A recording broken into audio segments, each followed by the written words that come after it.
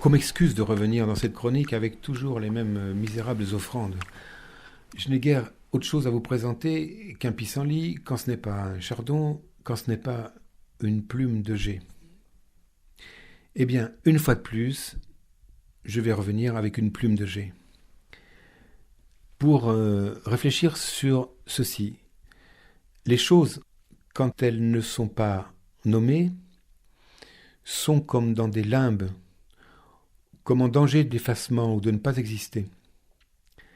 Le langage fait surgir tout d'un coup une chose dans sa splendeur. On en a fait l'épreuve inverse, pour parler d'une chose plus que grave. On sait que les nazis dans les camps de concentration ne nommaient pas leurs victimes, leur tatouaient un numéro, et qu'ensuite, devant les cadavres, ils parlaient de bûches. Ils ne parlaient pas de cadavres. Ils ne disaient pas la chose même, ils ne disaient pas ce qu'ils faisaient. Peut-être parce que c'était insurmontable pour eux. C'était insurmontable de faire venir à la conscience la monstruosité de ce qu'ils accomplissaient. Donc, ils parlaient simplement, quand il s'agissait d'exécuter une personne ou un groupe de personnes, ils parlaient d'une corvée de bois. Il est essentiel de savoir nommer les choses et de savoir leur donner leur vrai nom. J'avais remarqué depuis longtemps les plumes bleues que le jet perd ici ou là dans ses aventures et qu'ensuite je glanais dans la campagne. Mais je ne savais pas qu'elle venait de cet oiseau-là et j'ignorais son nom. Quand j'ai pu apprendre son nom, le bleu des plumes s'est comme ravivé, enflammé. Il avait gagné quelque chose en intensité. J'ai appris aussi, et c'est le nom qui m'a amené au dictionnaire, et dans le dictionnaire j'ai appris que le bruit que fait le jet est un bruit très singulier qui est désigné par le verbe cajoler. Et je trouve que le verbe cajoler va très bien avec ce bleu qui guérit la petite mélancolie qu'on peut avoir parfois dans une promenade. Tout s'accorde. La vraie poésie, contrairement à ce qu'on imagine, ne n'est pas du flou, ne n'est pas du vague. Surtout pas. La vraie poésie, la fausse est insupportable, elle est comme de la fausse monnaie. Insupportable. Mais la vraie poésie est rare et elle naît d'une précision de notaire. Ou, si on veut, de scientifique.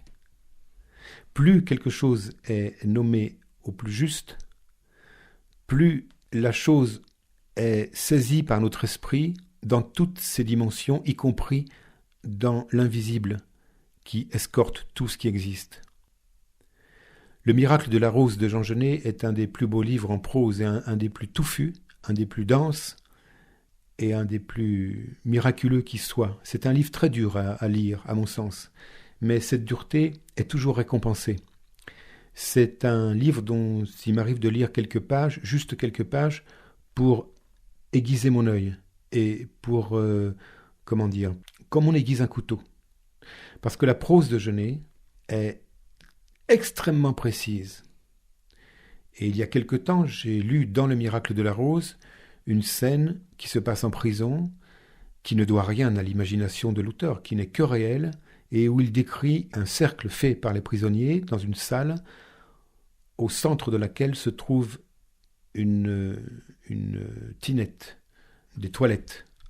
Et il décrit la forme, il dit que c'est un cône tronqué, il dit qu'il y a comme deux petites parties en relief qui ressemblent à des oreilles sur lesquelles les détenus vont poser leurs pieds pour se satisfaire, sous les yeux des autres qui continuent à tourner. Il dit aussi que cette toilette a comme faible dossier l'équivalent d'une petite selle de cheval arabe.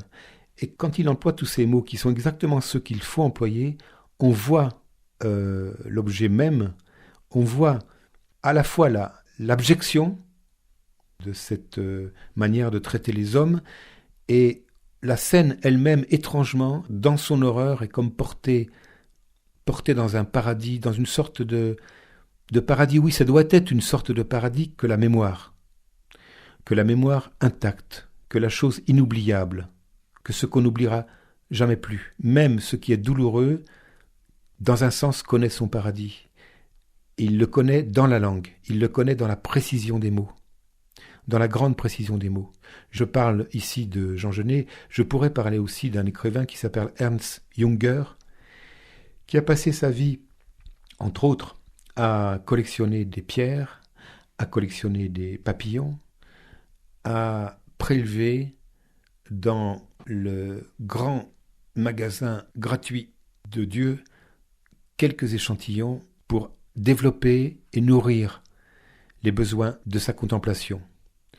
Cet homme qui avait une rigueur scientifique dans sa manière de nommer les pierres, les insectes, les arbres et tout le tissu silencieux de la vie, cet homme est un des plus grands poètes qui soit, simplement parce qu'il a été au bout de la précision. Le réel, à sa plus grande densité, à sa plus grande hauteur, quand il est nommé au plus près, au plus juste, c'est comme si on touchait presque la manche de Dieu, comme les enfants tiennent la manche de leur mère, au milieu d'une foule.